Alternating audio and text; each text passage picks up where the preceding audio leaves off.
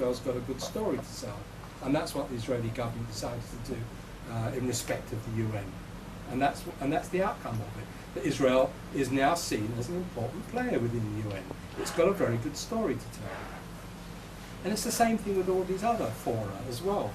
But Durban was a turning point, not just for us, it was a turning point for governments as well. They saw what happened when a conference runs out of control, and discussions that we've had so far, and we're only in very early stages, with governments, indicate that they're not prepared to let Durban 2 go the way that Durban 1 went.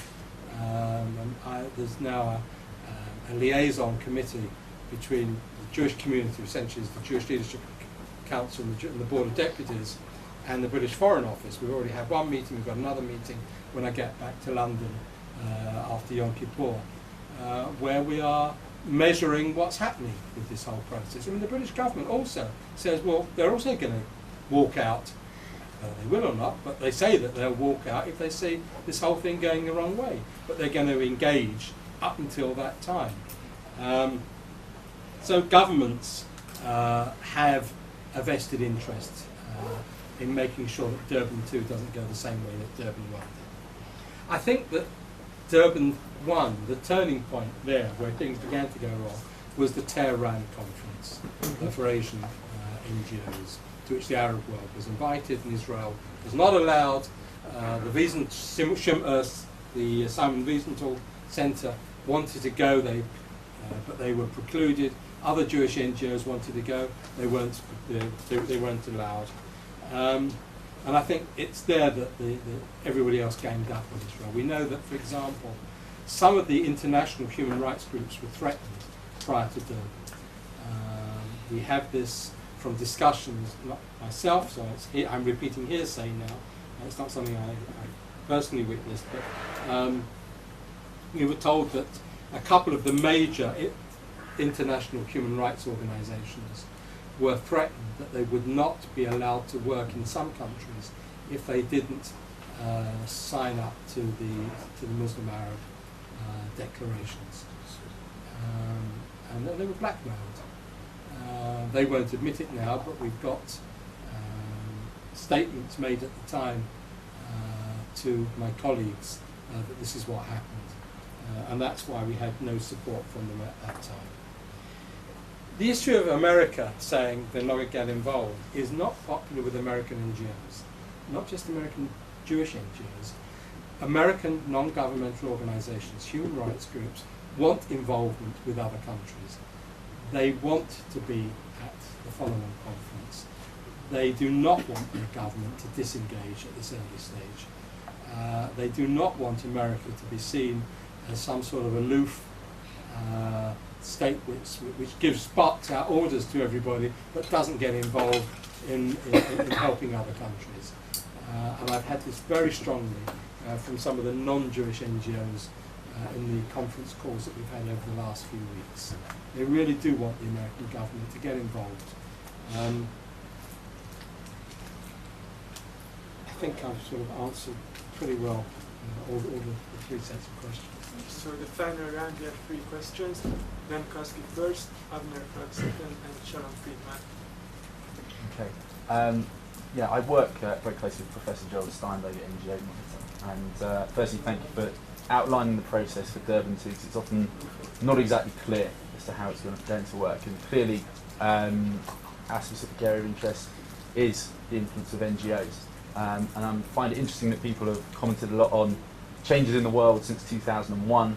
I'd like to sort of owe a note of caution that one thing that we found that hasn't really changed since 2001 is the position and the attitude of NGOs who shamefully stayed at the conference in 2001, and how I think it's fair to say see Durban 2001 as legitimising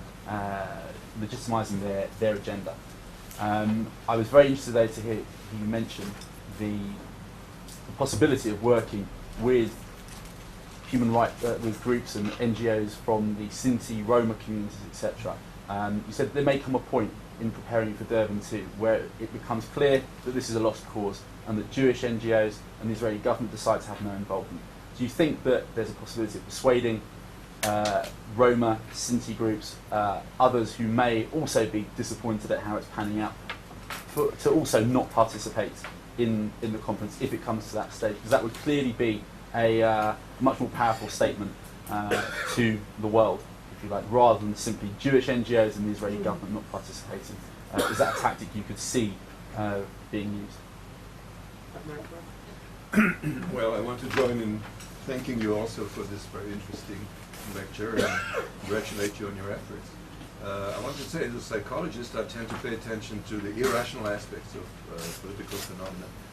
And you can see how this UN declaration on Zionism as racism, which is patently irrational, and this is true also of many other phenomena such as genocide, Nazism, and so on, where the irrational aspects are very clear and very dramatic. You can see how that resolution was later repealed or abolished or abrogated.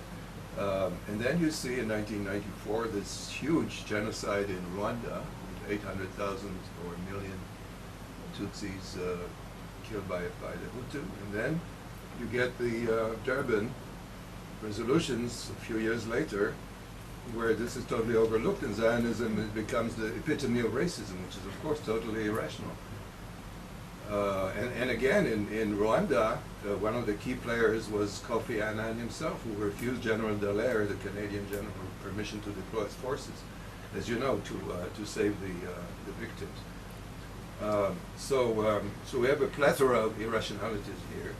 And my question is, first, do you have an explanation for some of them? And second, how are they going to be exploited or used in the way that we're going to deal with Durban 2, or that you're going to deal with Durban 2? Thank you. And Sharon Friedman? I think we're playing cricket and they're playing jihad. My question to you is the following. You speak so calmly about the Iranian abuses of rights. The man has called for the destruction of Israel. He represents a country, a very large country. Is there no, you're going to go and participate in a conference and speak politely and make points with him? There has to be some kind of stronger voice, some kind of stronger protest. Withdraw, yell, gewalt, what? That's my question. Thank you. I work very closely with George. I've known him for 25 years, even before NGO Monitor. So I appreciate all that you're doing. But not all the NGOs are against this. There are lots that are in favour of this. And it's important to recognise that. And it's not just the Roma and Sinti groups that are working with us. You think of all those people that went to Durban hoping to have their case heard, and whose case wasn't heard because the Palestinians crowded them out. They are all potential allies. And those are all people we can work with. Women's groups, indigenous peoples groups. Fortunately, some of our colleagues in America and Canada and Australia have very, very strong links with those groups, with indigenous groups. The chairman of the Australian Commission that deals with the Australian indigenous people, the Aborigines, is also the president, the executive president of the Jewish community. The Jewish community is similar to the Jewish community. Well, similar, I mean, My the brother. ACAJ, yeah, I mean, but Jeremy, okay, but he's done every job in Australia as well. But he's also chairman of the commission that deals with Aboriginal rights. In Canada, you can say pretty much the same thing as well. People from from B'nai B'rith and from Canadian Jewish Conference. And in America, I mean, the ADL and some of the other Jewish groups work very closely with the Afro-Caribbean groups. And it was they who brought them all to Berlin and to Bucharest and to all the conferences that dealt just with anti-Semitism. These are all potential allies. And all people who felt aggrieved by Durban 1.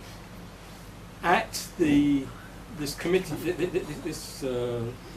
this meeting I spoke about in Amsterdam, I didn't go to the New York one, I went to the one in Amsterdam. We had representatives from Roma and Sinti. We also had representatives from human rights groups in Russia. I mean, their arguments with their government, but they are, a long-standing and powerful human rights group. And you can you find the same in most Central and East European states. All of these people are potential allies. So not all the NGO world is against us. There's an equal amount that are with us, and it's a matter of working with those people.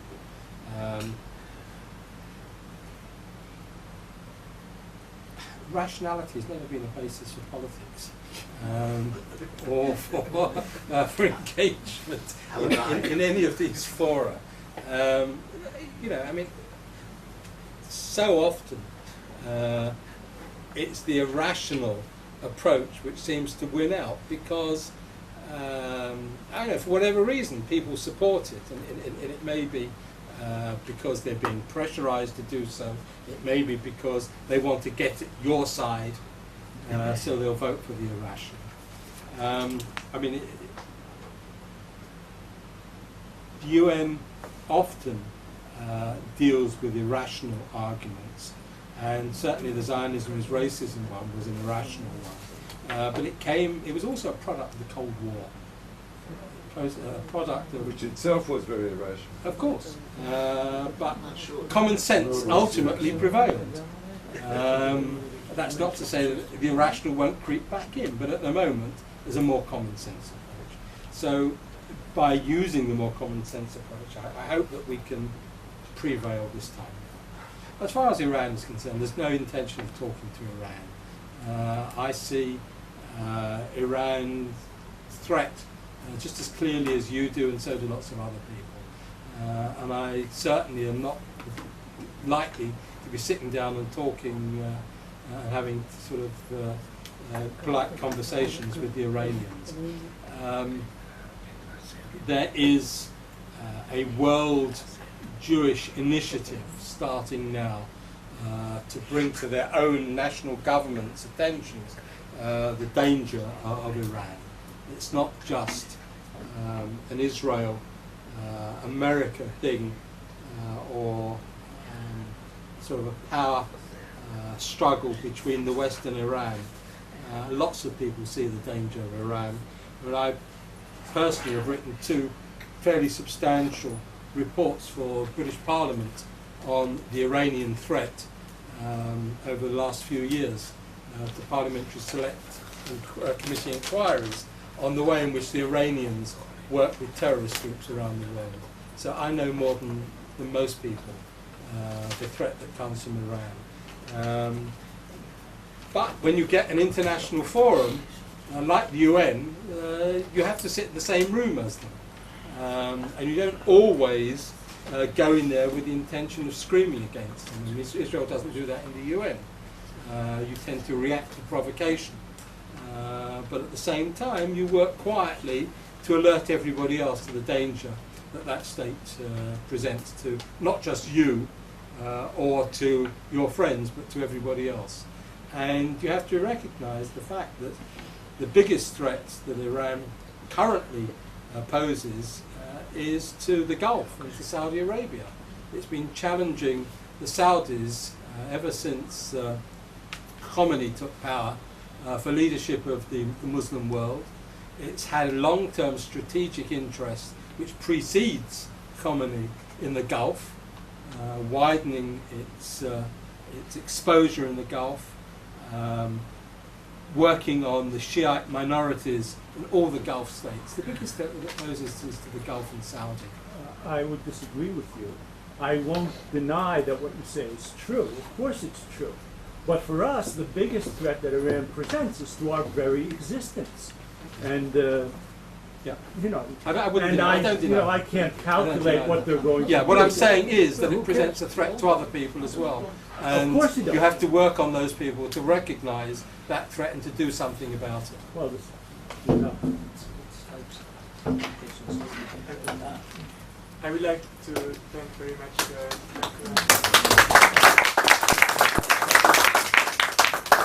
and also I would like to draw your attention that we have some articles here on the table, 2 of Michael Whine's previous articles that was published with the Post-Holocaust Anti-Semitism News series, and there's an interview with Dr. Gerstenfeld on the Dutch project which was published on Frontier magazine, and also from a blog there is another article connected to the issue, so please feel free to take one. And we would like to wish you also Shana Tova. Our next events. Okay. Take my card.